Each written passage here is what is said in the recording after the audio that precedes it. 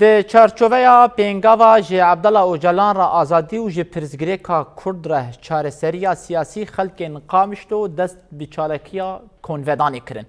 Konê çalakiyê li ber navenda netewên yekbûyî ya bajarê qamişt û hate vedan û bi sedan xelkên herêma Cezîrê tevlî çalakiyê bûn.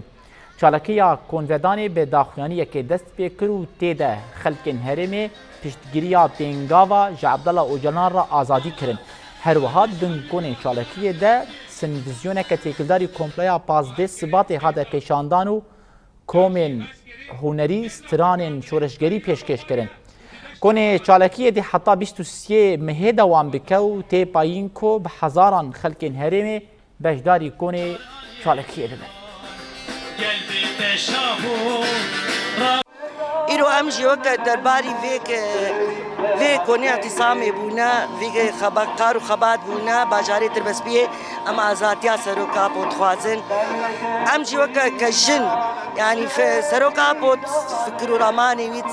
کدیه سری مدد دلی مدد سروکا بود اما آزادیا ویت خوازن سروکا بود یا راز دایما یعنی سروکا بود نقول يا راجل سلاح وبسكنري جن آزاد كريا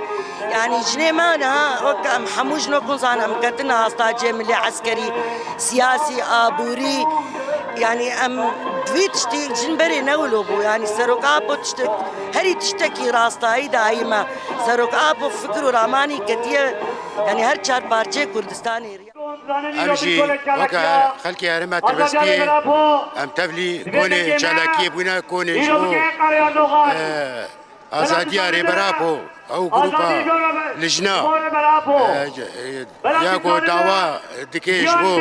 ازاديا جسدية ريبرابو ام جوكا خلكي هرمات تبلي في كوني دبن امشي دنجي خوا تبلي دنجي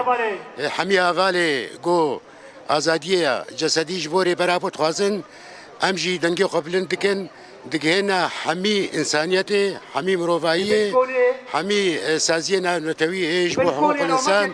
قو ايدي اف انسارتا ريبرابو يا جسدي دزندانا امرالي دا ام دكارن تاني بخون ايدي ازادي دي امرالية دا بوجداني باخلاقي انسانيات ايلو تي تجريد كرن زندانك دي شخص ريبرا عبد الله اوجلان ده